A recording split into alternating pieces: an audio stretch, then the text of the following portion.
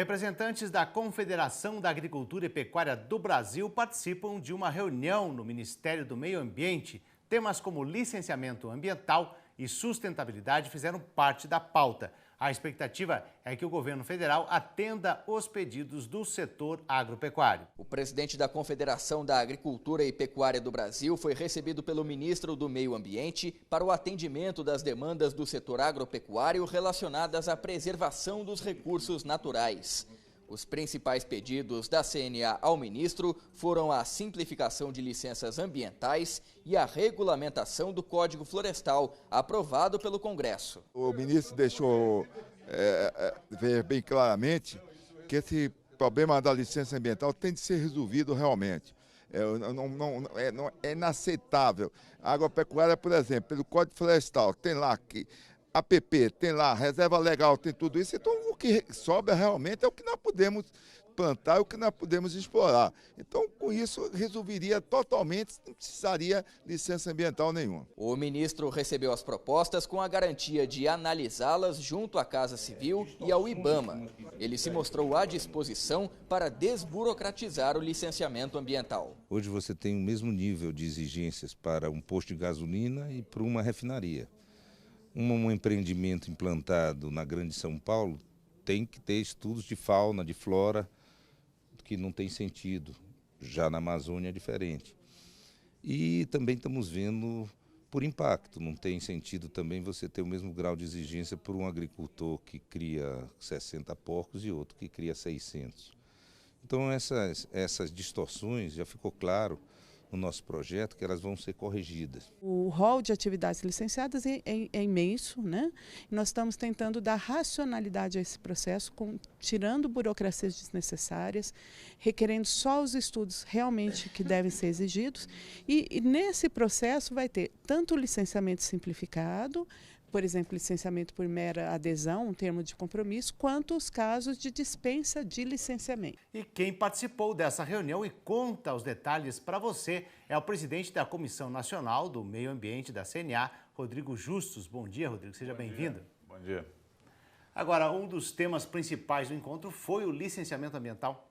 Sim, o licenciamento tem sido uma discussão recorrente, né? Inclusive nós temos, na última vez que estive aqui, nós conversamos sobre os projetos no Congresso, né? Existem vários projetos de lei e existem questões que o IBAMA está embargando produtores por falta de licença em estados onde a licença nem existe, né? Cabe ao estado definir se expede, e existe uma insistência da atual gestão do IBAMA de querer licenciar plantio, criação extensiva de animais. Uma coisa é a avicultura, a suinocultura, os confinamentos, né, que você pode gerar dejetos, você tem efluentes e que cabe o licenciamento nos termos das normas de cada estado, né, porque existe a questão local, né, do tipo de solo e tudo mais. Então, nós fomos lá levar a nossa posição, nós somos contrários. Nenhum país do mundo licencia plantio, né? Até dias atrás o IBAMA publicou uma nota dizendo que a licença valeria 4 anos, não importa se ela vale 4 ou valerá 100 anos, na verdade é que ninguém licencia no mundo a atividade agrícola de uso do solo.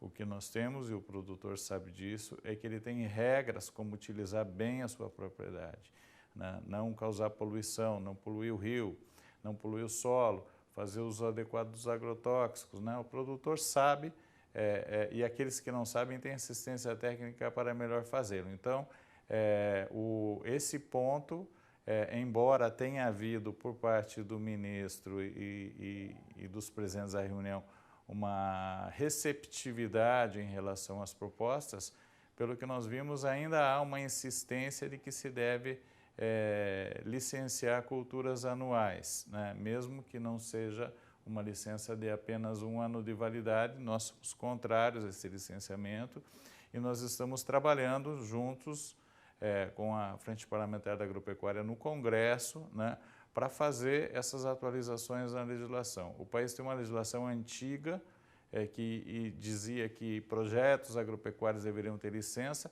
só que a atividade do produtor ela não é exatamente um projeto, né? Um projeto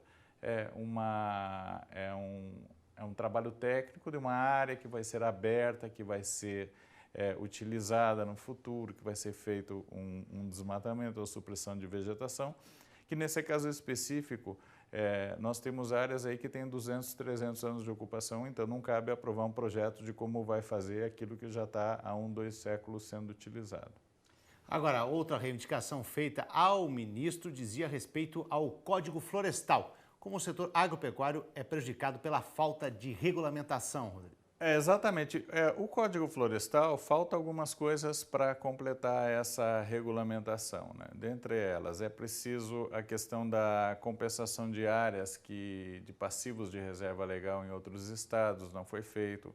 O pagamento por serviços ambientais, veja que o produtor brasileiro é extremamente onerado se compararmos a outros países, né? De termos a reserva legal de 20%, de 80% na Amazônia, né? E o pagamento de serviços ambientais, que seria a cereja do bolo, né? Que haveria uma compensação financeira, né? Por essa conservação, por essa terra que deixa de ser utilizada em prol da sociedade, isso não foi regulamentado. O uso do fogo também, o uso adequado do fogo também precisa fazer a regulamentação. Então tem uma série de itens que não foram regulamentados, né? A conversão de multas para aquelas áreas que o produtor abriu, que ele tinha direito de abrir, que ele pediu autorização, a autorização não saiu, ele foi multado. A lei prevê que cabe ao governo federal baixar um ato que faça a conversão dessas multas em serviços ambientais.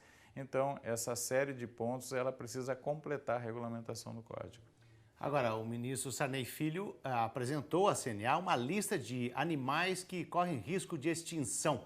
Qual é a relação da agropecuária com este assunto, Rodrigo? Bem, na verdade, essas portarias de espécies ameaçadas de extinção, elas foram baixadas na gestão anterior da ministra Isabela no final do ano de 2014 e se colocou 5.000 espécies como ameaçadas de extinção. Colocou-se calango, rato, saúva, uma série de espécies que muitas vezes, né, podem até ser consideradas como pragas agrícolas. E como a lei de crimes ambientais ela prevê que é crime ambiental matar qualquer dessas espécies, inclusive tem uma lista de mais de 1.000 plantas, né? Um capim nativo que nasça dentro da lavoura do cidadão e essa espécie esteja dentro da lista, quando ele passar herbicida para limpar o terreno, ele terá cometido um crime ambiental se considerar todas essas espécies como ameaçadas.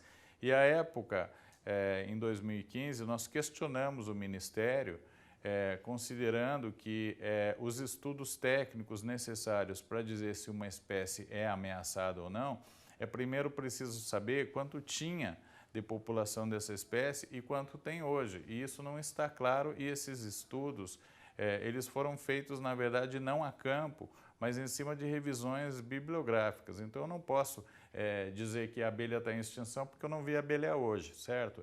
E vice-versa. Então, nós apresentamos um pedido, à época, para a ministra Isabela que revisasse essa lista, até porque prejuízos extremos aos produtores da Amazônia no que se refere à exploração madeireira. Por quê? Porque na Amazônia é 80% de reserva. E quando da negociação do Código, a reserva legal ficaria também para a exploração de madeira, para uma renda extra para aqueles produtores.